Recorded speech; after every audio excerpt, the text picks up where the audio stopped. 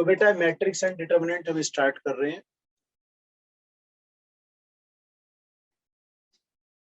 Matrix, सबसे पहले थोड़ी सी चर्चा मैट्रिक्स के बारे में। पहले भी ये चैप्टर हो चुका है, तो कुछ चीजें ऐसी हो सकती हैं जो पहले वाली भी आपको लगेगा कि पहले भी पढ़ाया। जिन्होंने देखा है लेक्चर, आप मार्केट से कोई सामान लेने गए मान लीजिए, या आप अब 10th से 11th जा रहे हैं, तो ऐसे नहीं स्प्लिटिंग करते थे कि भाई जिन्हें साइंस स्ट्रीम लेनी है वो इधर खड़े हो जाएं, जिन्हें कॉमर्स लेना है वो यहाँ आ जाएं और आर्ट साइड वाले इधर खड़े हो जाएं। तो ऐसे खड़ा कर देते थे ना स्कूल्स के अंदर, ऐसे रो बन जाती है अपनी, है ना, ऐसे लाइनें बनवा लेते हैं, होता है बेटा? क्यों बेटा? तो ऐसे बच्चे खड़े हो गए, सपोज ये साइंस वाले हैं, ये कॉमर्स और ये आर्ट साइड वाले, इस तरह से खड़े करे जाते थे। अब ऐसे ही आपने अब 11th में आए तो आपको सपोज साइंस स्ट्रीम ली, तो आपको फिजिक्स की बुक लेनी है, केमिस्ट्री लेनी है, मैथ्स, बाकी इंग्लिश और हिंदी वगैरह जो भी है ना, उन्हें मैं चर्चा नहीं कर रहा हूँ, मेन सब्जेक्ट की बात करता हूँ। अब आप किसी एक फर्स्ट बॉक्स, एक शॉपकीपर था पहले वाला, उसके पास गए, उससे पूछा आपने कि भाई फिजिक्स की बुक कितनी है, उसने कहा बेटा 100 रुपीज। दूसरी केमिस्ट्री की पूछ ली, उसने कहा 102 और ये 105। डन। अब आप सेकंड शॉपकीपर के पास पहुंचे क्योंकि आपके पास पैसे कम है। आपने यहाँ पूछा, उसने कहा भाई 102 रुपए, ये 100 रुपए और ये 120। अब आप तीसरे शॉपकीपर, ऐसी चौथा, ऐसी पांचवा, ऐसे कई हो सकते हैं।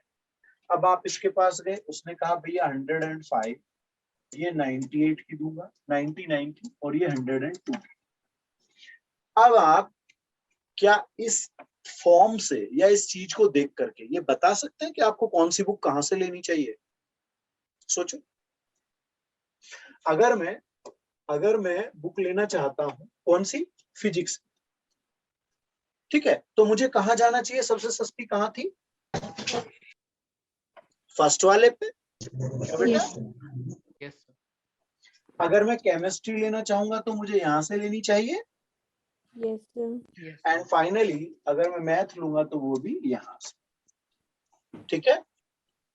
Yes sir. एक तरह से अगर मैं इसको देखूं तो ये फॉर्म जो है, ये एक तरह से मैं डाटा कंपेयर कर रहा हूँ, या मैं कह दूं कि मैं प्राइस कंपेयर कर रहा हूँ बुक्स खरीदने के, ठीक है। Yes sir. इसी चीज को और भी बातें कही जा सकती हैं।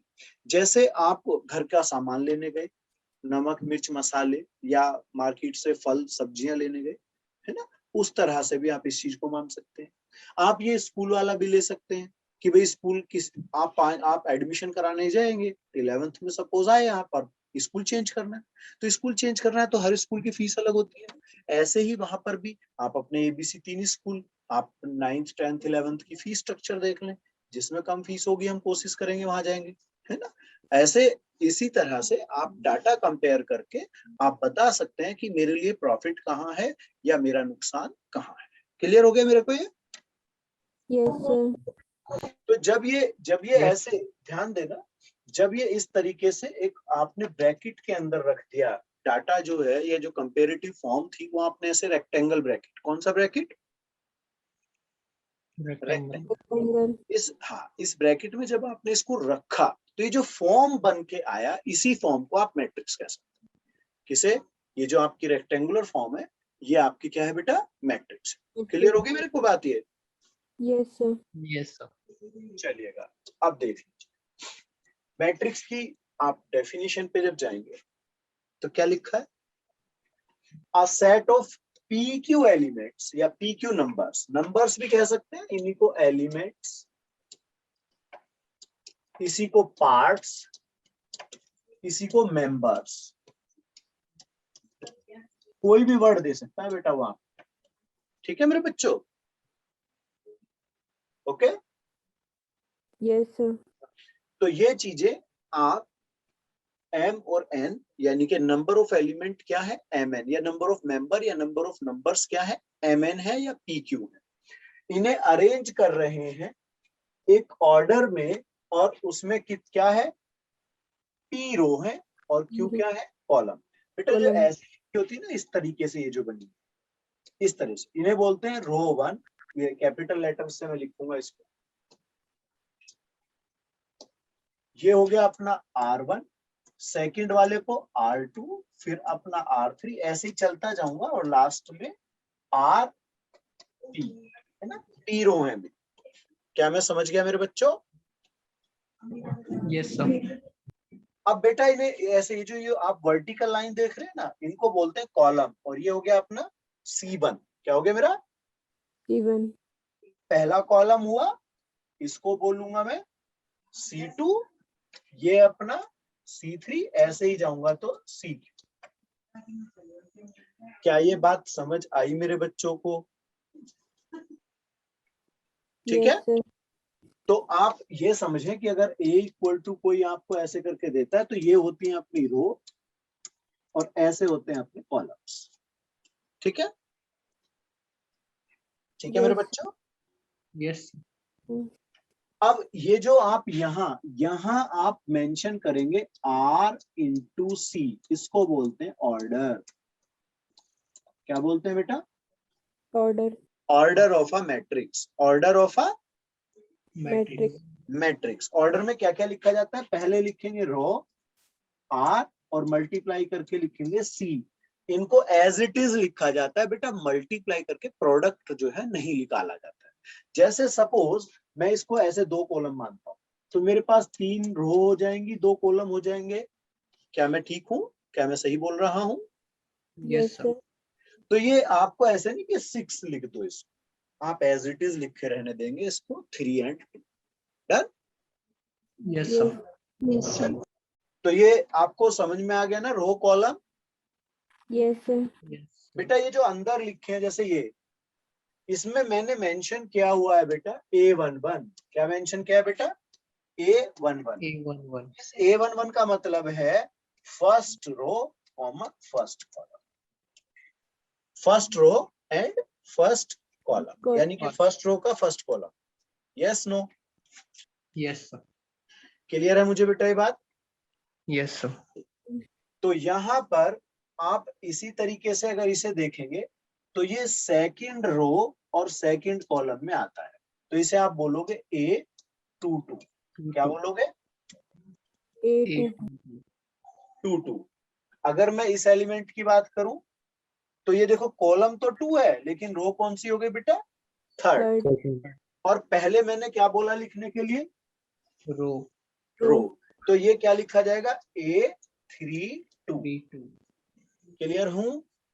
Yes, sir. Yes, समझ sir. आ रहा है मेरे बच्चों को? Yes, Yes. sir. चलिएगा आगे बढ़ता हूँ। आगे यहाँ पर A11, A12, A13, इनको क्या बोलते हैं?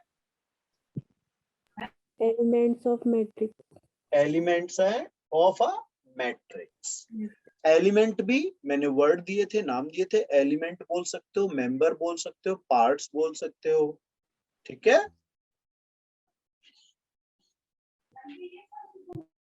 ये स्केलर और कॉम्प्लेक्स या वेक्टर हो सकते हैं, लेकिन जनरली ध्यान रखना, अब एक होती है रियल मैट्रिक्स। क्या होती है बेटा? Real real matrix. And imaginary. भाई 2 ही तरह के नंबर होते हैं जनरली मैथमेटिक्स में, या तो रियल होंगे या Imaginary. अगर मैट्रिक्स के अंदर रियल नंबर इंक्लूड है, सारे नंबर रियल लिखे हैं, तो वो होगी रियल मैट्रिक्स। लेकिन अगर कॉम्प्लेक्स नंबर इन्वॉल्व हो जाए तो वो हो गई कॉम्प्लेक्स मैट्रिक्स। और अगर मैं उसके अंदर सारे वेक्टर लिख दूं तो वो मैट्रिक्स की कौन सी फॉर्म होगी? Vector form. कौन सी होगी बेटा? Vector form. Vector form. अब यहाँ पर पी क्यू क्या है? अपना रो एंड कॉलम। Column. और एक कोई भी मैट्रिक्स जो है वो कैपिटल लेटर्स से रिप्रेजेंट की जा सकती है। कौन से बेटा? कैपिटल लेटर्स से। और उसके अंदर जो एलिमेंट होंगे ऐसे, वो I and J. I and J. J. I क्या चीज होगी बेटा? Row. रो को रिप्रेजेंट करेगी। और जे क्या होगा बेटा? Column. क्या मेरी बातें क्लियर समझ आ रही हैं भाई? Yes, sir. आगे बढ़ जाऊं बेटा? Yes, sir. Yes, sir. Yes, sir. यहाँ पर राइट द ऑर्डर एंड ये कुछ एलिमेंट पूछे गए। तो आपको सबसे पहले ऑर्डर के लिए क्या देखना होगा मेरे बच्चों? The row. Row column. बेटा ऐसे काउंट करते हैं, देखो एक रो तो ये रही, एक ये, कितनी रो हो गई? 3. 3. अब आप कॉलम देखें, एक कॉलम, 2, 3 4 का मैट्रिक्स है। 4, तो कॉलम कितने हुए बेटा? 4. तो यहाँ अगर मैं ऑर्डर लिखूंगा तो मैं 3 into 4. तो ऑर्डर मेरा समझ में आ गया मेरे बच्चों को? Yes, sir. ठीक है। अब इसमें ना एक बात यहाँ और समझ लीजिए, number of elements. Number of elements बेटा इनका प्रोडक्ट होता है, 3 into 4 का प्रोडक्ट, रिजल्ट क्या होता है? रिजल्ट। आप दोनों का प्रोडक्ट करेंगे और मेरे बच्चों रिजल्ट लिखो। समझ रहे हैं मेरे बच्चे? आ गया? सही है। Number of element Yes, sir. आप दोनों का प्रोडक्ट। क्लियर? Yes, sir. अब उसने पूछा है A12 यानी A12। आप सोचिएगा 12 का मतलब first row second column. Second तो column. देखो ये अपनी फर्स्ट रो हुई, Yes, Yes, sir. sir. ये अपना सेकंड कॉलम हुआ मेरे बच्चों। Yes, sir. तो बेटा इसमें 1 आएगा ना? ठीक है। Yes. अब आप इसमें ले लीजिए 3 2। बोलो जल्दी से, 3 2 क्या होना चाहिए भाई? -7. The -7.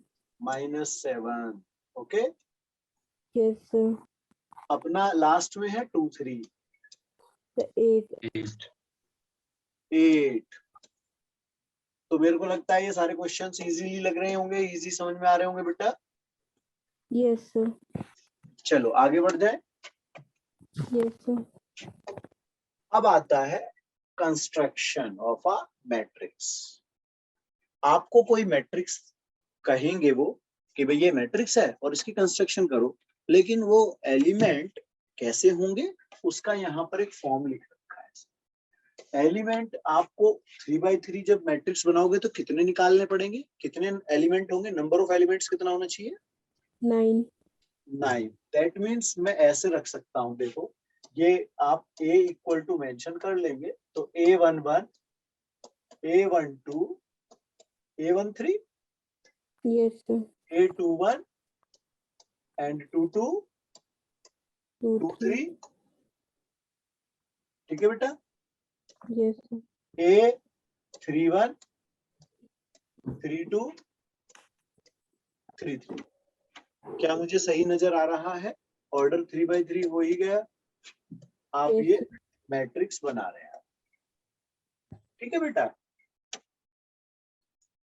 आपको AIJ दिया हुआ था, AIJ equal to I plus J upon 2। तो सपोज मैं 1 1 जाता हूँ, क्या जाता हूँ बेटा मैं? 1 1. तो 1 1 के लिए आप ऐसे नहीं रखोगे क्या 1 + 1 अपॉन 2 बनाएगा? Yes, sir. ऐसे ही आप A12 निकाल दें, लिख दूं क्या 3/2? 1 + 2 अपॉन 2। Yes. सही चल रहा है बेटा? Yes, sir. क्या 1 3 जाएगा तो 2 नहीं आना चाहिए इस हिसाब से? हाँ जी बेटा। Yes, sir.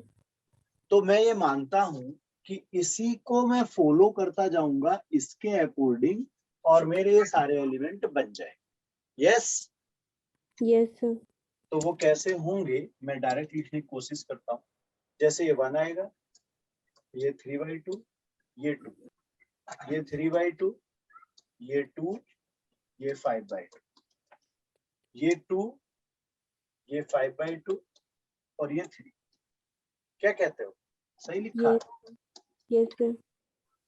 चलो नोट करते रहे, चाहे तो चाहे स्क्रीनशॉट बनाते रहे मेरे बच्चे।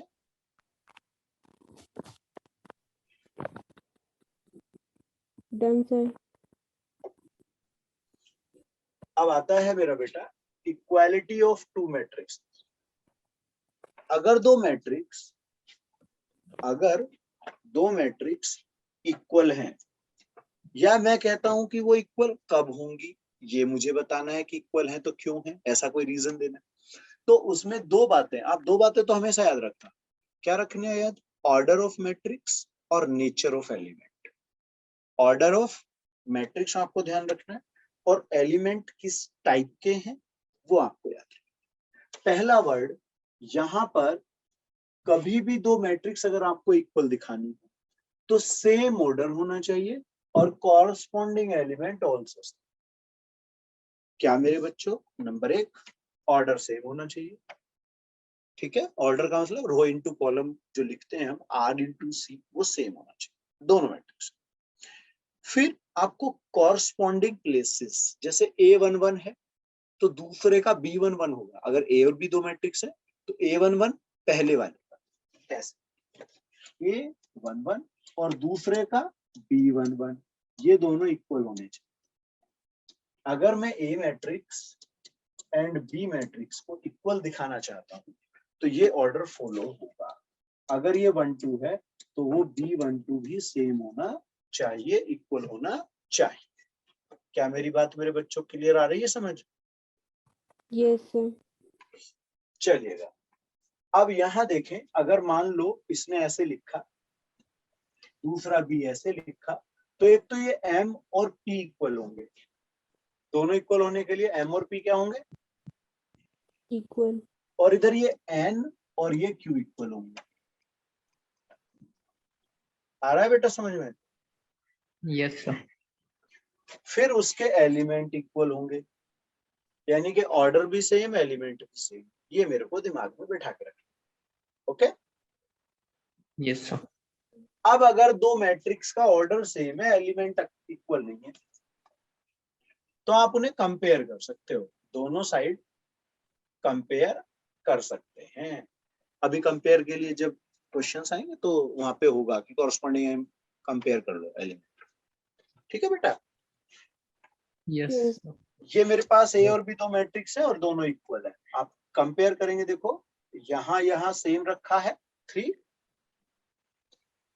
ये दोनों 0, सेम पोजीशन पे सेम एलिमेंट। दिख रहे हैं मेरे बच्चों को? Yes sir. आगे चले। Yes sir.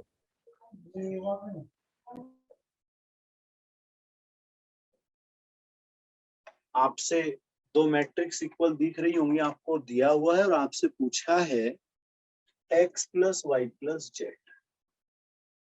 तो सबसे पहला, अगर मैं डायरेक्ट ही लिख दूं तो क्या मेरे को पहला टर्म सीधा 8 नजर आया? Yes sir. कोई परेशानी? No sir.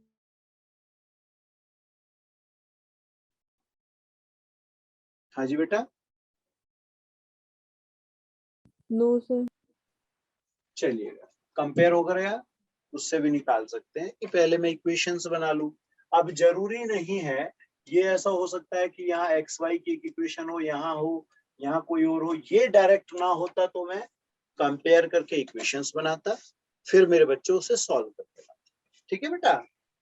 Yes yes. Sir. अब बात आती है addition of a matrix. Matrix. अब ये जो एडिशन और सब्ट्रैक्शन होते हैं, क्या मेरे बच्चों? एडिशन एंड सब्ट्रैक्शन, ये फिर से वही सेम ऑर्डर होना चाहिए। क्या होना चाहिए बेटा? सेम ऑर्डर होना चाहिए। ये सब्ट्रैक्शन भी हो सकता है साथ में, क्योंकि अगर मान लो एक ए मैट्रिक्स को मैं बी मैट्रिक्स के साथ ऐड करता हूँ, तो मैं ऐसा भी कर सकता हूँ कि अगर मुझे ए माइनस बी करना है तो ये माइनस अंदर चला जाएगा। तो ऐसे देखो, ये इसका मतलब ये भी है। और अगर मुझे ए माइनस बी करना है तो मैं ए प्लस माइनस बी कर सकता हूँ। ठीक है? ठीक है बेटा? Yes sir. तो हो सकता है। जब कोई मैट्रिक्स होती है बेटा ऐसे, जब कोई मैट्रिक्स होती है बेटा ऐसे, आपसे कहा गया इसको ना ट्वाइस कर दो। क्या कर दो इसको? twice, तो twice, बेटा ये 2 जो ना ये सारे एलिमेंटों के साथ जाएगा।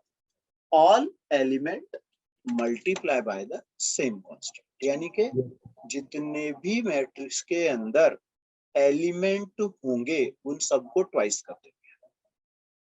समझ गए मेरे बच्चे? yes sir, Yes, sir. अब आगे बढ़ जाते हैं।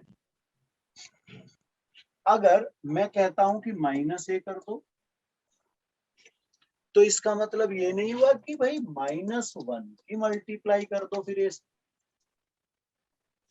ये नेगेटिव ऑफ अ मैट्रिक्स बोलते हैं। नेगेटिव ऑफ अ मैट्रिक्स में -1 की मल्टीप्लाई की जा सकती है। -a के लिए -1 की मल्टीप्लाई कर सकते हैं। समझ रहे हैं मेरे बच्चे? yes sir, Yes, sir. अब जैसे यहां मैं बात कर रहा था कि 2 की मल्टीप्लाई जितने भी एलिमेंट होते हैं सभी से जाएगी, तो -1 भी तो वही फॉलो होगा कि सभी से -1 की मल्टीप्लाई हो जाएगी मैट्रिक्स के अंदर। ओके? yes sir, जब दो मैट्रिक्स को ऐड करो तो कोरस्पॉन्डिंग एलिमेंट ऐड कर लो, और जब सब्ट्रैक्ट करो तो सेम कहानी। जब हम कोरस्पॉन्डिंग एलिमेंट ऐड कर सकते हैं तो सब्ट्रैक्ट कर सकते हैं। ठीक है ना मेरे बच्चों? yes sir, तो एडिशन एंड सब्ट्रैक्शन में आपको क्या करना है? ऑर्डर चेक कर लेना है, दोनों ऑर्डर सेम होना चाहिए। फिर उनके कॉरस्पॉन्डिंग एलिमेंट्स को ऐड या सब्ट्रैक्ट किया जा सकता है। उनके कॉरस्पॉन्डिंग एलिमेंट्स को ऐड या सब्ट्रैक्ट किया जा सकता है। समझ रहे हैं मेरे बच्चे? yes sir, Yes, sir. आगे चलें। Yes, sir. जैसा कि मैं बात कर रहा था, मैंने बोला था बेटा कि आप नेगेटिव ऑफ अ मैट्रिक्स जब करते हैं तो उसका मतलब क्या हो गया? -a करना, और -a का मतलब है -1 की मल्टीप्लाई a के साथ। Okay? Yes, sir.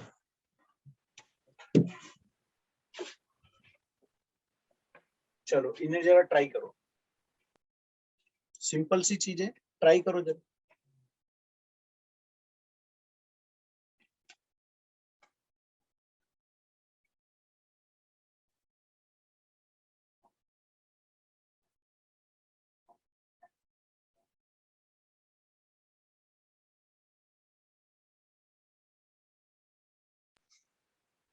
A plus B है 3, 5, 11, 6. यस, जब मैं a प्लस बी करूंगा तो ये कॉरस्पॉन्डिंग एलिमेंट ऐड होंगे 3, ये इससे ऐड होगा बेटा 5, ये यहाँ जाने वाला है 11 and this one 6। Order same आएगा क्योंकि ये 2/2 और 2/2 थे। सर yes sir, सब्ट्रैक्शन में 3 3 1 10। हाँ, Yes, a माइनस बी कर लेते हैं, तो कॉरस्पॉन्डिंगली 3 - 0 3, 4 - 1 3, 6 माइनस ये 5 में से जाएगा तो 1, ये हो जाएगा 10। ऑर्डर से क्या मेरी क्लियर होगी कहानी? yes sir, yes, sir.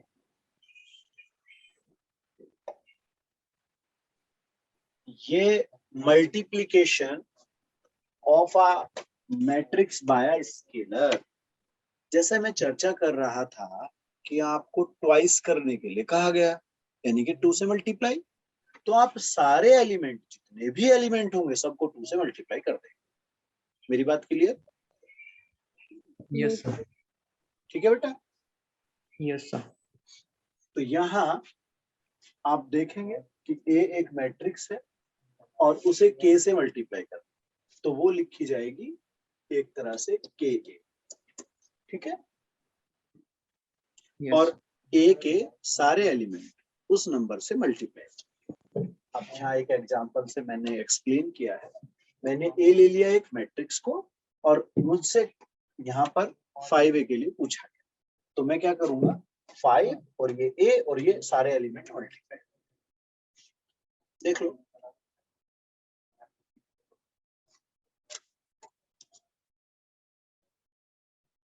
हो गया बेटा?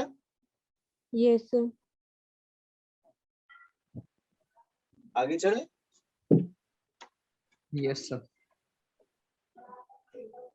Properties of scalar multiplication.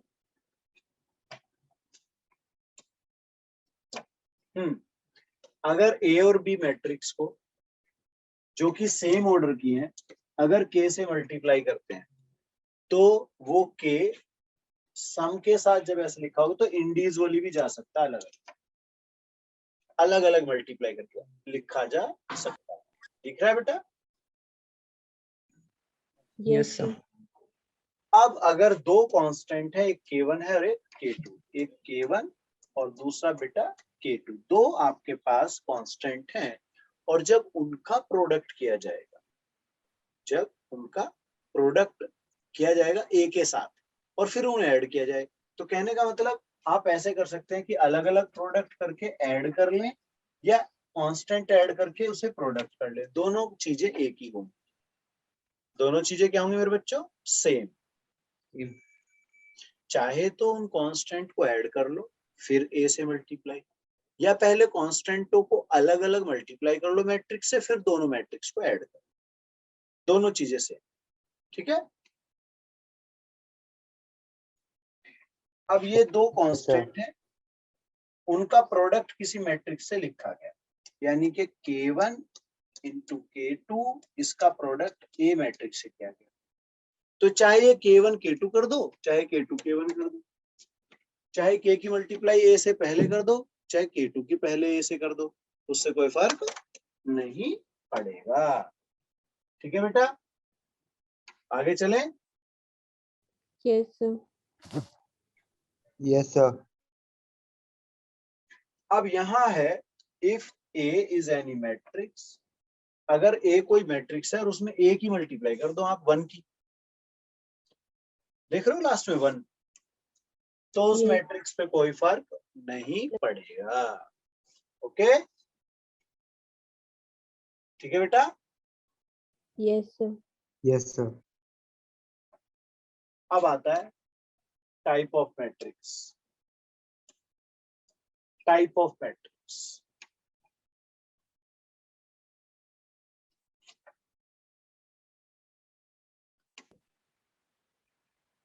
चलो सही दिख रहा है ना सबको? Yes, sir. दिख रहा ओके।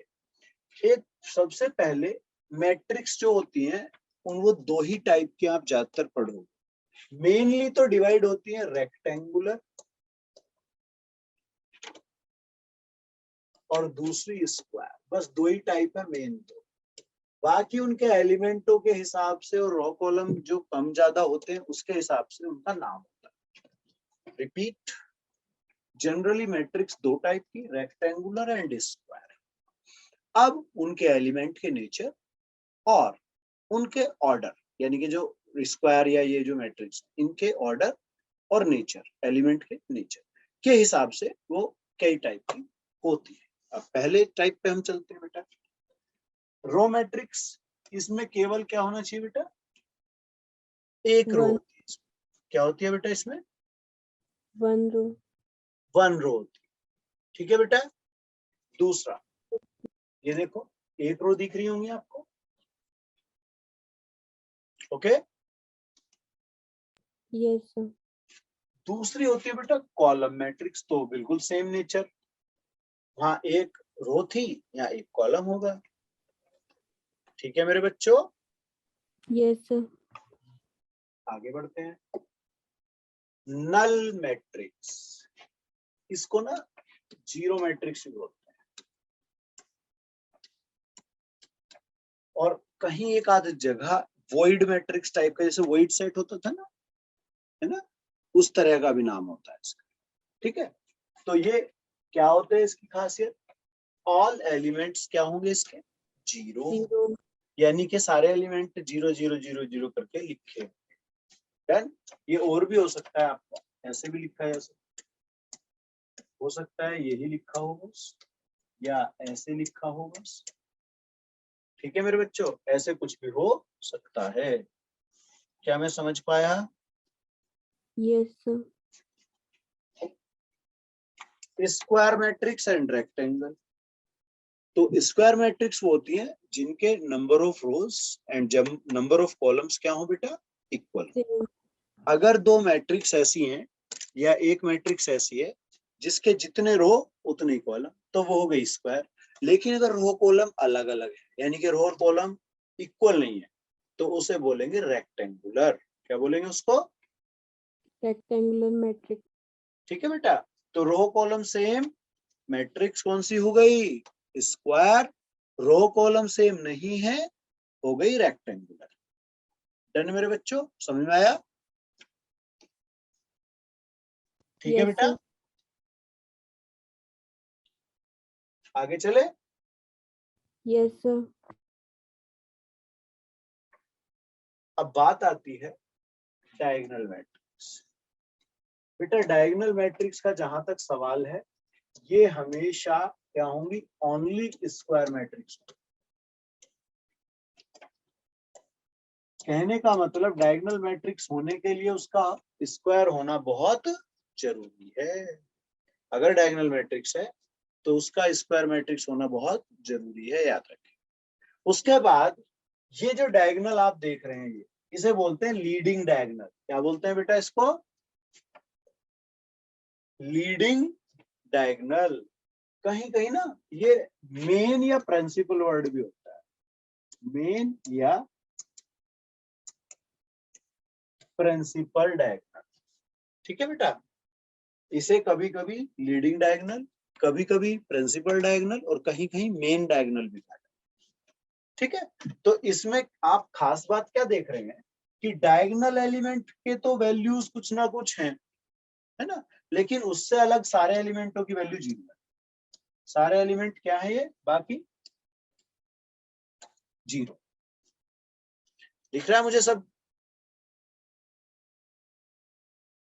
हाँ जी बेटा। Yes, sir. Yes, तो sir. हाँ, तो बेटा डायगोनल मैट्रिक्स में केवल डायगोनल एलिमेंट तो न्यूमेरिकल या कांस्टेंट या स्केलर होंगे, लेकिन बाकी एलिमेंट सारे 0। तो जो जो आपकी डायगोनल की मैं बात कर रहा हूँ, ऐसा नहीं है कि डायगोनल 0 0 0 तो डायगोनल मैट्रिक्स नहीं है, वो भी डायगोनल मैट्रिक्स है, लेकिन ये स्पेशल केस है कि सारे element 0। Okay. Yes, sir. Scalar matrix, अगर आप ध्यान से देखें तो जो स्क्वायर मैट्रिक्स थी उसमें अभी हम बात कर रहे थे डायगोनल मैट्रिक्स को लेकर। वहां डायगोनल एलिमेंट्स के बारे में मैंने कहा था कि कुछ भी कांस्टेंट हो सकते हैं डायगोनल में, प्रिंसिपल डायगोनल। ठीक है, यहाँ वो जो मैं कह रहा हूँ कुछ भी कांस्टेंट, वो जो कोई भी कांस्टेंट आप रख रहे हो, वहां डिफरेंट डिफरेंट हो सकते हैं, यहाँ सेम होनी चाहिए। क्या होनी चाहिए यहाँ पर? यहाँ पर डायगोनल एलिमेंट क्या होने चाहिए बेटा? सेम। क्या होने चाहिए बेटा? Diagonal element Same. सेम होने चाहिए, इक्वल होने चाहिए। डायगोनल एलिमेंट क्या होने चाहिए बेटा? इक्वल। Equal. समझ रहे हैं बेटा? Yes, sir. आगे बढ़ जाएं, चलो बेटा Yes. आगे। Yes, sir. अब आती है कौन सी मैट्रिक्स? Unit. Unit matrix. इसी को आइडेंटिटी मैट्रिक्स बोलते हैं।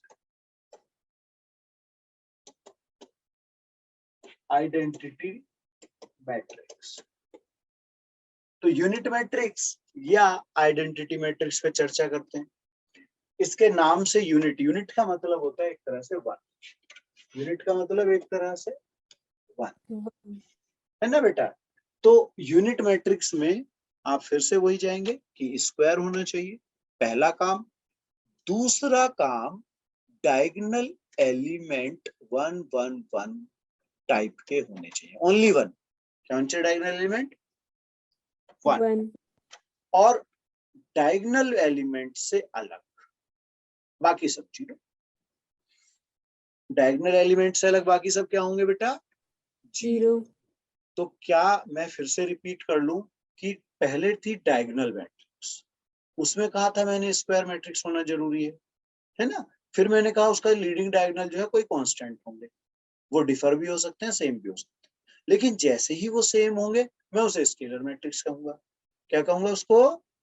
Scalar matrix. Scalar matrix.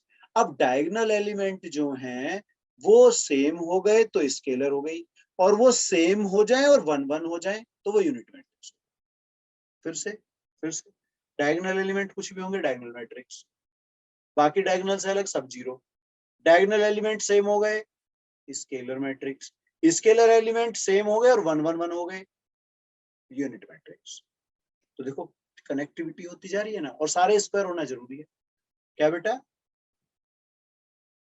Square होना, जरूरी है। स्क्वायर मैट्रिक्स होना जरूरी है। तो डायगोनल मैट्रिक्स हो चाहे यूनिट मैट्रिक्स हो चाहे आपकी स्केलर मैट्रिक्स हो, इनका स्क्वायर होना बहुत जरूरी है। बिना स्क्वायर के ये मैट्रिक्स डायगोनल या वो नहीं कही जा सकती। अब देख लीजिए आप, ये आपको डायगोनल एलिमेंट देख रहे होंगे यहाँ पे, ये दिख रहे होंगे। अगर ऑर्डर 2x2 है, क्या है ऑर्डर? 2x2, तो इसे लिखा जाता है जनरली I2। क्या लिखा जाता है बेटा? I2। लेकिन ऑर्डर अगर 3x3 होता बेटा तो लिखा जाता I3। I3। क्या लिखा जाएगा बेटा? I3। तो I2 का मतलब 2 रो 2 कॉलम। I2 का मतलब 2 रो 2 2 रोज 2 कॉलम्स। और I3 का मतलब 3 row 3 column. 3 रोज 3 कॉलम, है ना। और अगर मैं IN कह दूं, IN क्या बोल And दूं? rows and column. and rows and column। N rows and columns. ठीक है मेरे बच्चों? Yes sir। चलो नेक्स्ट। अब आता है ट्रायंगुलर मैट्रिक्स। क्या आता है बेटा? Triangular matrix. Triangular matrix. जो ट्रायंगुलर मैट्रिक्स है ये ट्रायंगल की शेप बनाती है। किसकी शेप बनाती है बेटा ट्रायंगुलर मैट्रिक्स? ट्रायंगल की। ट्रायंगल की। अब ट्रायंगल या तो देखो इस टाइप का होता है, उल्टा बना दिया तो ऐसा हो जाएगा। क्या कहते हो? Yes है ना sir। बेटा? दिख ही नहीं रहा मेरे को। क्या अभी धोखा हो रहा है? चलेगा।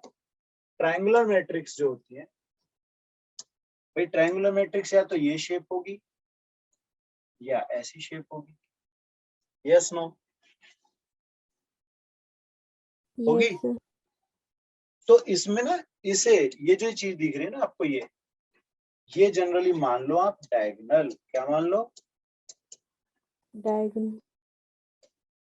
तो ये जब आप ऐसे बनाएंगे तो ये डायगोनल का मैं मान सकता हूं। तो जो स्क्वायर मैट्रिक्स, ध्यान से सुन, क्योंकि डायगोनल होता है केवल स्क्वायर मैट्रिक्स के लिए। जो स्क्वायर मैट्रिक्स आप पढ़ेंगे उसमें अगर इस तरह की फॉर्म बनती है कि आपके एलिमेंट ऐसे लिखे हों कि 2 1 5 3 2 1 और ये 0 0, तो देखो ये ट्राइंगल ऐसा बन गया। Yes sir। इसे बोलते हैं अपर ट्राइंगुलर। क्या बोलते हैं बेटा? Upper triangular. ट्राइंगुलर। तो ये मैट्रिक्स होगी अपर ट्राइंगुलर मैट्रिक्स। ठीक है बेटा? कौन सी मैट्रिक्स हो गई? Upper triangular matrix. इसी को दूसरी कंडीशन में अगर मैं लिखूं, दूसरी कंडीशन में मैं लिख दूं, मैं ऐसे बोल दूं 2 1 5 3 2 -1 0 0 0, तो देखो ये इस बार ट्राइंगल ऐसा बना। Yes sir। तो ये कौन सी हुई? Lower triangular matrix. Lower triangular matrix. और खासियत क्या होगी इनकी सबकी, जितनी मैट्रिक्स में बनाऊंगा?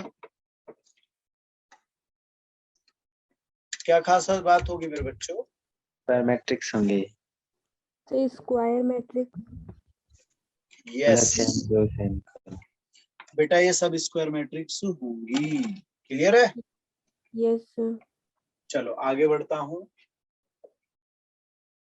लोअर ट्रायंगुलर क्लियर हो चुका है yes sir, और मूव करते हैं।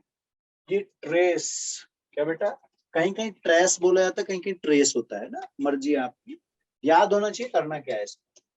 TRACE, trace of a matrix में आप सम ऑफ डायगोनल एलिमेंट्स लेते हैं।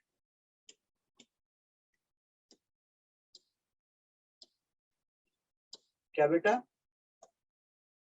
ट्रेस ऑफ मैट्रिक्स जब आपसे कहा जाए तो आप किसी भी मैट्रिक्स का अगर ट्रेस निकाल रहे हैं तो उसके डायगोनल एलिमेंट को क्या कर दोगे? ऐड कर दोगे। डायगोनल एलिमेंटों को क्या करना है मेरे बच्चों? add, add. ठीक है, समझ गए? yes sir, ये कुछ मुझे लग रहा है कि ये जो कभी कभी पीछे की बैकग्राउंड गड़बड़ होती है, मेरे को व्हाइट शर्ट की वजह से लग रहा है, क्योंकि जैसे ही मैं ऐसे हट जाता हूँ, मैं ऐसा देखा मैं, तो ये बिल्कुल सही दिखता है लगभग, है ना बेटा? Yes sir. ये कैमरा ना ये चिढ़ रहा है मेरी व्हाइट शर्ट से। वो जल रहा है सर कि ये मेरे से ज्यादा गोरा है। हाँ ऐसा हो सकता है, हो सकता है। चलो देखो ये मैट्रिक्स दिख रही है मुझे। अब इसके डायगोनल एलिमेंट देखो मेरे बच्चों, डायगोनल एलिमेंट देखो, ये है ना डायगोनल, yes दिख रहा है sir, मुझे? सब फिर से हो गया वैसे, अब तो मैं हट भी गया। सब सही हो गया, हाँ, डायगोनल एलिमेंट मैंने ये सर्कल सा बनाया बेटा, ऐसे है ना, एलिप्स टाइप का। तो जब मैं ट्रेस ऑफ मैट्रिक्स की बात करूंगा इसकी, तो मुझे क्या करना पड़ेगा बेटा? एलिमेंट्स कौन से? डायगोनल एलिमेंट्स को ऐड करना है। डायगोनल एलिमेंट्स ऐड करूंगा तो कैसे लिखूंगा? देखो ऐसे लिखना है इसको, trace of A equal to TR लिखना है। क्या लिखना है बेटा? TR। तो 1 प्लस -1 प्लस 4, क्या मेरे को आंसर मिल गया? yes sir, तो ये ट्रेस ऑफ मैट्रिक्स हो। ठीक है मेरे बच्चों? yes sir, भाई यस सर तो ठीक है, भाई समझ भी आ रहा है क्या? yes sir आ रहा है, ओके, दिव्यांशु यस सर जी। सही चल रहा है? जी अभी तो बेसिक ही है, अभी ठीक चल रहा है। अच्छा अच्छा, अभी ठीक चल रहा है, गुड। अब ये देखिएगा सब मैट्रिक्स। देखो जैसे सबसेट होते थे कि भाई एक सेट दिया है मैंने और उस सेट के कुछ एलिमेंट उठाओ या सारे उठाओ और एक नया सेट बना दो, उसे बोलते थे सबसेट। यस? Yes sir. अब वही काम अगर मैट्रिक्स में करने लग जाऊं कि भाई मैट्रिक्स ली, उसके कुछ एलिमेंट उठाए या कुछ पार्ट लिए और नई मैट्रिक्स बना दी, तो ये जो नई मैट्रिक्स है ये पहले वाली मैट्रिक्स की सब मैट्रिक्स क्या हो गई बेटा? सब मैट्रिक। हाँ, तो कुछ एलिमेंट उठा लो या सारे उठा लो और नई मैट्रिक्स बना दो, तो उसे क्या बोला जाता है? सब मैट्रिक्स। जैसे ये वाली चीज दिख रही है आपको, यस सर। ये यहां से बनाई गई जी है ना? तो कुछ रो कॉलम हटा दो, बाकी बचे हुए से जो मैट्रिक्स बनेगी वो अपनी क्या होगी? सब मैट्रिक्स। ठीक है, यस सर। आगे चलो। Yes sir.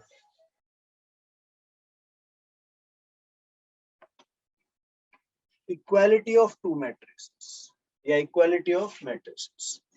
इक्वालिटी का मतलब हम पढ़ चुके हैं, पहले हमने कहा था कि भाई इक्वल मैट्रिक्स कौन सी होती है, और इक्वालिटी का मतलब और इक्वल का मतलब लगभग वही है कि एक तो दोनों के ऑर्डर सेम होने चाहिए। क्या होने चाहिए? ऑर्डर दिख रहा है? Order same. ठीक है बेटा? ऑर्डर इक्वालिटी में क्या होना चाहिए? ऑर्डर सेम होंगे, और दूसरा एलिमेंट क्या होंगे? Corresponding element equal. क्या होंगे कॉरस्पॉन्डिंग एलिमेंट बेटा? इक्वल। इक्वल। जैसे यहां आप 2 देख रहे हैं तो यहां भी 2 है, यहां 4 है, 4 है, ये 5, ये भी 5। तो कॉरस्पॉन्डिंग एलिमेंट क्या होंगे मेरे बच्चों के? इक्वल। सेम। ठीक है ना बेटा। बेटा अगर इस पे ऑर्डर पे जाओगे और इसके ऑर्डर पे जाओगे तो इसका ऑर्डर है 2/2 और मेरे बच्चों इसका ऑर्डर है 3/3। क्या सेम ऑर्डर है? तो 2/3 है, 2 into 3 है, हाँ सॉरी 2/3, 2 into 3। 2 रो 3 कॉलम। तो क्या ये सही लिखा है? ऑर्डर सेम है क्या? बहुत सर। तो जब ऑर्डर सेम नहीं है तो ये इक्वल नहीं हो सकती हैं, इक्वल नहीं होंगी Yes. फिर ये। ठीक है, चले आगे। Yes sir. ये मैट्रिक्स जो चैप्टर है, मैं मानता हूं उसकी कई चीजें खतरनाक, डेंजर, खतरनाक हो सकती है, उसमें एक ये भी खतरनाक है। क्या है अपना? Multiplication of 2 matrix. क्या बेटा? Multiplication of 2 matrix. जब भी 2 मैट्रिक्स का प्रोडक्ट होगा, क्या बेटा? जब भी 2 मैट्रिक्स का प्रोडक्ट होगा तो उसके लिए आपको कुछ बातें ध्यान रखनी है। जैसे मैंने एक मैट्रिक्स ले ली ए और दूसरी मैट्रिक्स ली है बी। क्या ये दोनों ए बी, बस जितना बता रहा हूं उतने पे दिमाग लगाएंगे तो भी काम चल जाएगा। ए बी दिख रहा है मुझे? Yes Yes. सर। बेटा इसमें ये जो फर्स्ट वाली है ना, इसके कॉलम जो आप ए बी फाइंड करने जा रहे हैं, ऐसे ए बी फाइंड करने जा रहे हैं जो, उसके लिए ध्यान से सुनना, इसके कॉलम्स और इसकी रोज इक्वल होनी चाहिए।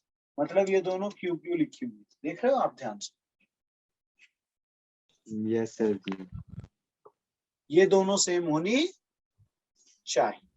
अगर ये सेम है, सही। अगर ये सेम है तो मल्टीप्लाई पॉसिबल, और ये सेम नहीं है तो मल्टीप्लाई पॉसिबल नहीं है। क्लियर हुआ मेरा? Yes sir. अब यस अगली सर। चर्चा। बचा कौन कौन? पी और इधर कौन बचा? एम। एम। इसका मतलब ये जो जब दोनों प्रोडक्ट होकर के एक मैट्रिक्स बनाएंगे तो उसका ऑर्डर होगा पी इंटू एम। क्या होगा उसका ऑर्डर? P into M. तो फिर से रिपीट, ए और बी मैं फाइंड करना चाह रहा हूं दोनों का प्रोडक्ट ए बी। तो ए के कॉलम और बी के रो इक्वल होना चाहिए। अगर ये इक्वल है तो मल्टीप्लाई पॉसिबल है, अदरवाइज पॉसिबल नहीं। अब बात आती है रिजल्ट।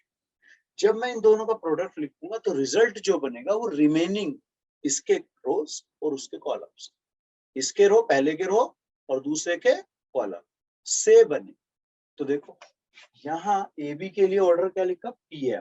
क्या लिखा? P into M. ठीक है, आगे चले। Yes sir. अब इसमें जो ए बी की प्रोडक्ट आप निकाल रहे हैं, इसमें ए को क्या बोलते हैं? प्री मल्टीप्लर। क्या बोलते हैं? पी मल्टीप्लर। हाँ, प्री मल्टीप्लर। और बाद वाला जो बी है इसको क्या बोलते हैं? पोस्ट मल्टीप्लर। प्री का मतलब पहले वाला, पोस्ट का मतलब बाद वाला। ठीक है, सही है। Yes sir. Yes sir. चलो आगे बढ़ते हैं। और ये आ गया पॉइंट मल्टीप्लाई का। अभी अभी मैं बात कर रहा था कि भाई ऑर्डर का कंसेप्ट जो है वो पहले चेक करो, तभी ये भी पॉसिबल होती है।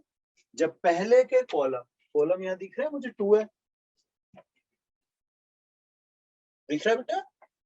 Yes sir. पहले के कॉलम और दूसरे के रो सेम हो तो ए बी पॉसिबल। ये तो इक्वल है, इसका मतलब ए बी पॉसिबल है। अब मैं इसको लिख लेता हूं। अब ए हो गया अपना 1 1 0 5। बी कितना आएगा? 6 7 9 एंड 8। किसी बच्चे को समस्या हो तो कह सकते हो। है किसी को दिक्कत?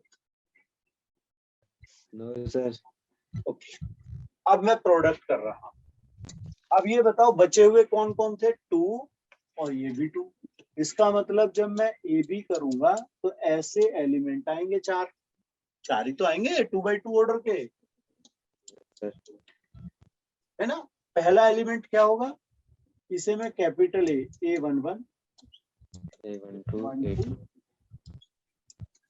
2 1 2 2। A2 यहाँ किसी को कोई समस्या है इन्हें लिखने से, देखने में? इस नो तरह से सर। कुछ लिखने में परेशानी? No sir. अब जरा मल्टीप्लाई पे चर्चा। या तो आप समझ लें 7 टाइप का रूल। क्या समझ लें? 7 टाइप। इस 7 में ये चीज होती है रो। क्या होती है ये? और ये Row. क्या होते हैं? कॉलम। तो इसका मतलब मल्टीप्लाई चलेगी ऐसे, यानी पहले रो लिए जाएंगे फिर कॉलम। या इसे ऐसा मान लो कि ये जो कैपिटल ए मैंने लिखा 1 1, तो फर्स्ट रो फर्स्ट कॉलम। क्या बेटा? फर्स्ट A11 कैपिटल लिखा ना मैंने वहां पर।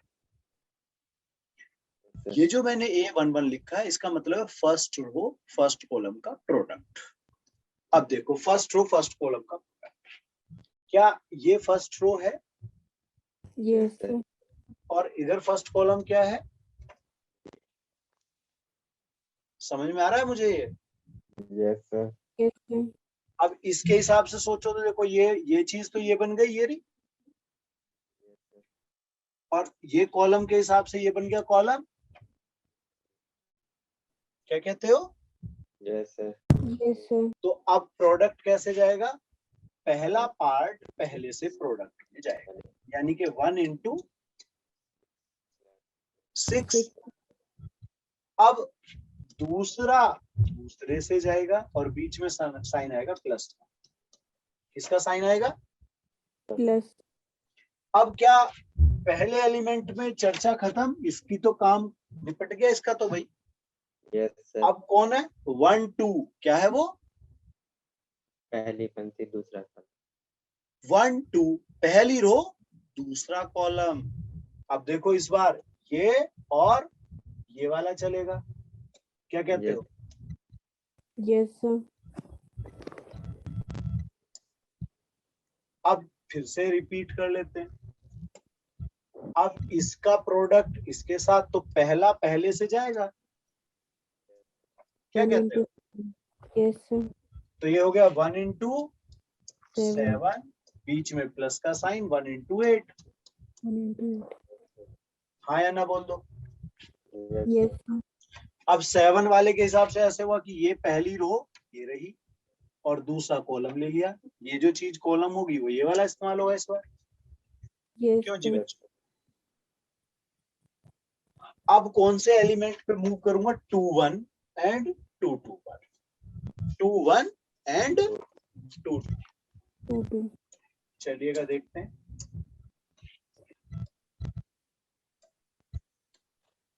अब बात आती है 2 1। ये 2 और ये 1। Yes sir. क्लियर दिखा? Yes, sir.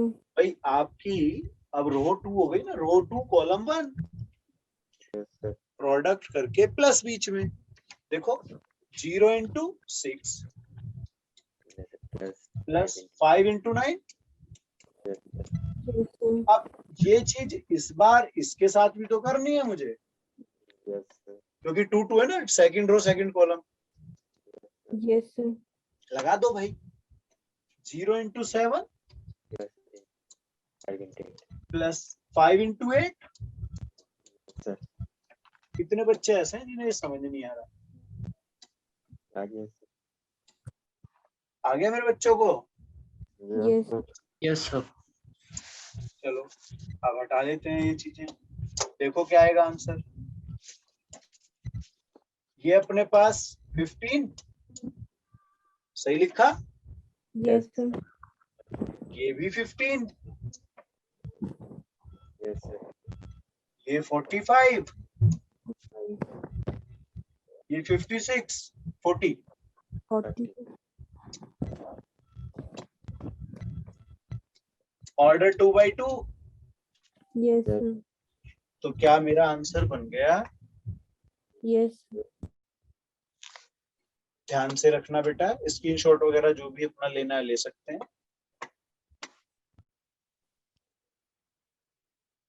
ठीक है, Yes, sir. चलो एक इसे हटा रहा हूं मैं, फिर आप अपनी तरफ से मतलब मुझे प्रोडक्ट करके दिखाएंगे, मैं दूंगा आपको एक क्वेश्चन। हटा दूं इसको? Yes, sir.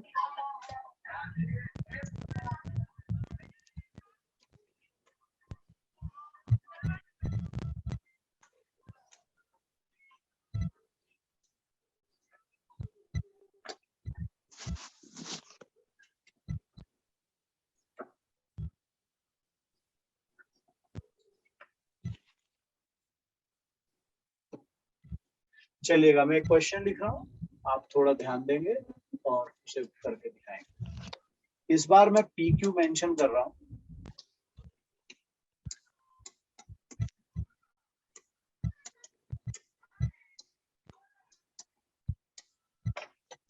एक P हो गया है, एक Q है,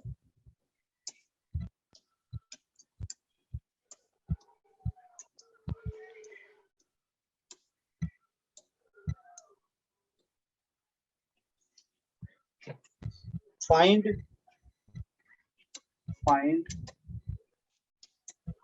PQ and QP if possible।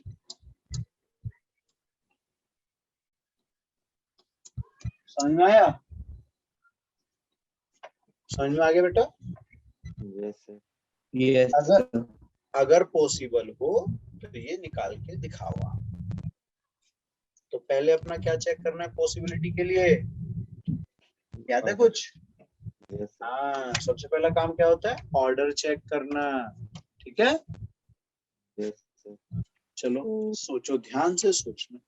2 into 2 matrix बनेगी।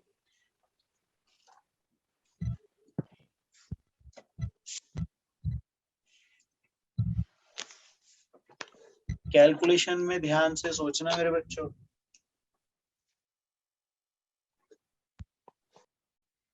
-4 -2 -4।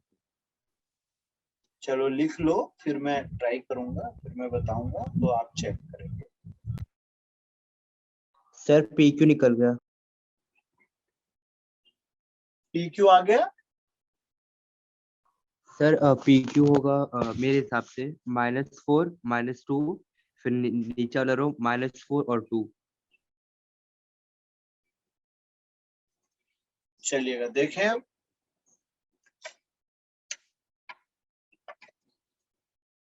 तो सबसे पहले अपना वैल्यू निकालते हैं इसकी, PQ। तो अपना P और Q का ऑर्डर देखो, PQ के लिए ये दोनों सेम है। क्यों बेटा, सेम है नहीं? Yes, sir. इसका मतलब मल्टीप्लाई पॉसिबल। ओके, अब मल्टीप्लाई करते हैं। तो ये एलिमेंट पहला पूरा कॉलम और पहला रो आपस में मल्टीप्लाई करके प्लस करके लिखा जाएगा, first row first column. Yes, sir. तो 2 और -2 का product -4, 0 and 0. 0। Done. Yes, sir. अब ये इसके साथ प्रोडक्ट पहली रो का उसके साथ जाएगा, -6 +4 एंड प्लस। क्या मेरी बातें क्लियर है पहली? Yes, sir. अब बेटा यही काम सेकंड के साथ जाएगा दोनों, तो -6 देन 0 एंड देन +2। उसके बाद ये उसके साथ जाने वाला है, तो -9 then +8 and +3। Yes, sir.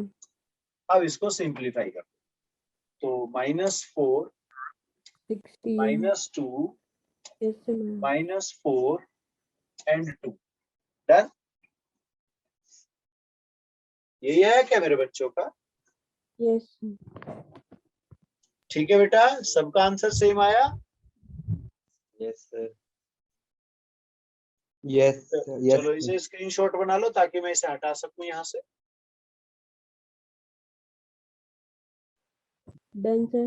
Done, sir. अब हम लोग निकालेंगे Q into P। Sir QP आया -13 8 -3 12 -8 4 12 -8 और 3। ओके, चलो अभी टैली कर लेंगे, मैं भी करके देख लेता हूँ।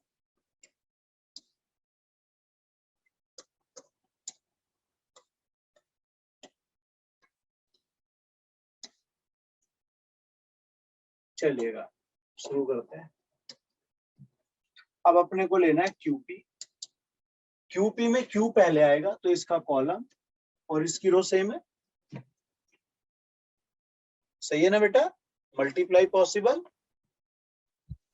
यस सर, तो क्यू को लिख लेते हैं पहले, -2 -3 0 -4 2 3 और ये अपना पी। ये लिखना इसलिए जरूरी है, नहीं तो कई बार डायरेक्ट कैलकुलेशन के चक्कर में हम फंस जाते हैं। सही है ना बेटा? ऐसे लिख लिया। यस सर, अब बेटा मल्टीप्लाई कर। क्या मुझे ऐसे याद है कि फर्स्ट रो और फर्स्ट कॉलम जाएगा, प्लस करते रहेंगे बीच के साइन लगा करके। यस सर, तो अपना हुआ -2 इंटू 2 -4। क्यों बेटा? यस सर, देखो -4 एंड ये दोनों से क्या आएगा? -9. -9।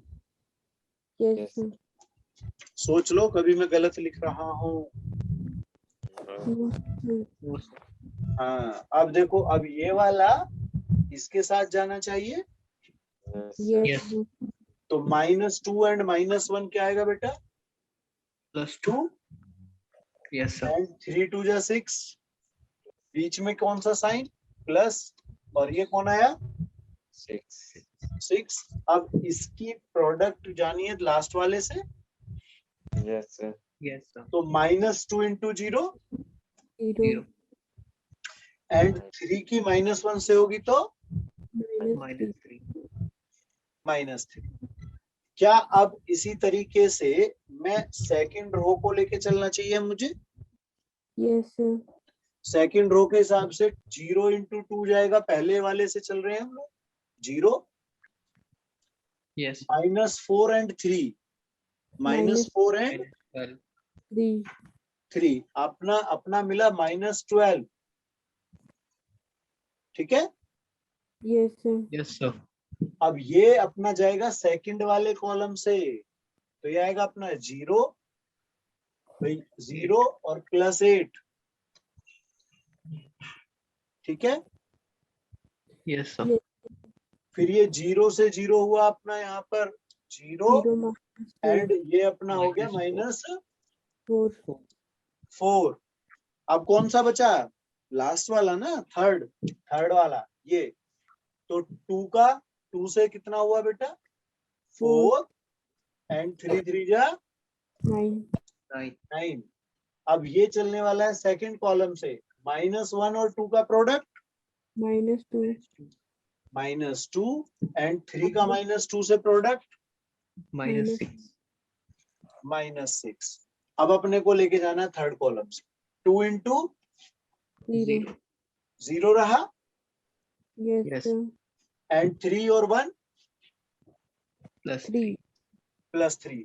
अब एक चीज बताओ, हमने चर्चा की थी कि जब प्रोडक्ट करना होता है तो पहले वाले के कॉलम और दूसरे के रो चेक करते हैं। ठीक है।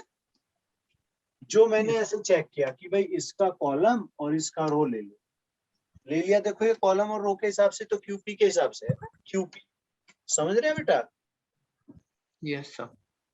अब ये बताओ, आपने जो बची हुई चीजें हैं ऑर्डर के हिसाब से, बची हुई चीजें क्या थी? 3 and 3. 3 3। Yes, भाई sir. हमने यही Yes. तो बात करी थी कि जब प्रोडक्ट निकालना होता है तो पहले के कॉलम और दूसरे के रो चेक कर लो। एक काम तो ये बोला था, यही तो Yes. बोला है। Yes, sir. दूसरी बात हमने ये कही थी कि जो बचेंगे वो रिमेनिंग जो होंगे, जो बचेंगे वो ऑर्डर आएगा, आंसर जो आएगा उस ऑर्डर का आएगा। Yes, sir.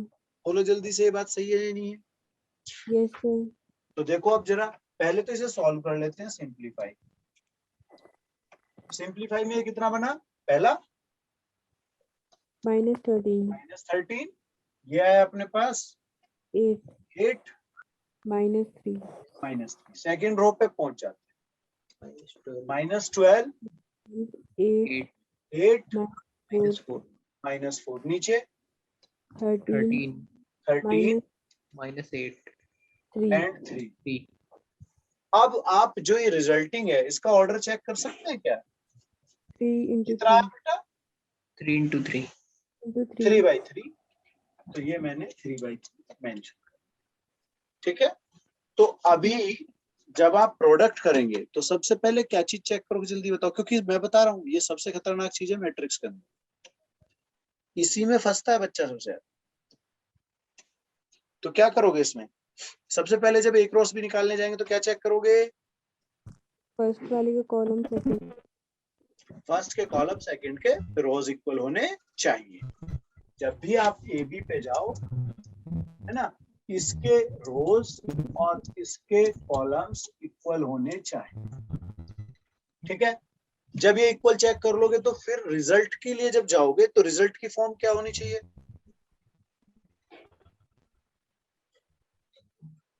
फर्स्ट के कॉलम और दूसरे की रो का ऑर्डर। रिजल्ट पहले के रो बचेंगे, दूसरे के कॉलम बचेंगे। यस सर पहले के रो बचेंगे और दूसरे के